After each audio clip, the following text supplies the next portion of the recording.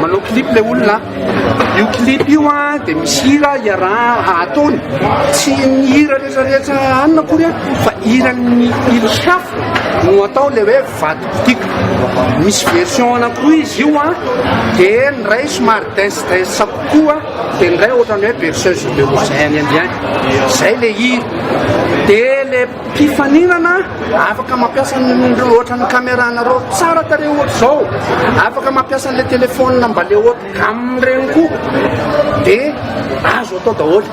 Fa tsy maintsy fotsiny tokony anaraka an'le toetrandro zany. Zay angamba no azoko lazaina mikasika an'le ny tsaran'io a. Dia misy a spécialiste kosa aloha mikasika na image, satria zany zavatra, satria sary no resahana, dia tsy maintsy misy a olona mafantatra mikasika ny sary a, ny tsaran'io a vidéoclip io. Ny rehetrarehetra dia afaka mifaninana daholo, ny malagasy rehetra na any avaratra izy na any atsimo na any atsinanana na any andrefana, eny fa na da ireo olona aty amin'ny océan Indien na comorien na réunionnais na mauricien, afaka mifaninana daholo.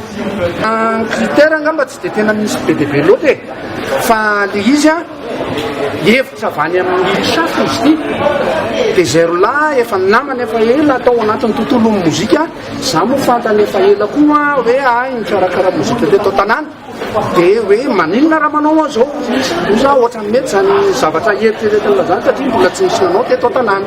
Dia io tanteraka io izy eo ankehitriny.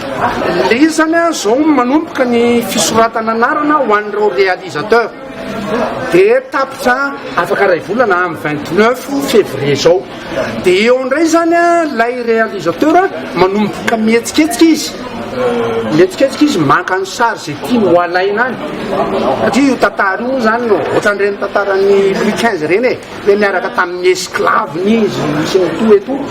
Dia ataony ihany zay tantara. Eny fa na dia hoe bande dessinaire no ataony io a, zay no mahafinaritra anazy a, fa ataony miseho amin'iny tantara ny ilisafra iny le izy.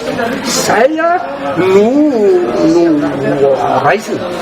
Ny loka dia atreto aloha eo amin'ny 2 500 000 ariary farafahakeliny. Kanefa raha mahita an'le olona afaka manampy anay zay ao aoriana kely ao a, dia mety ho tonga dia any amin'ny 1000 euro 1500 euro miampy an'ilay voyage makany a Nosy Be ho an'le voalohany. Misy ihany koa loka ho an'ny faharoa, misy loka ho an'ny fahatelo.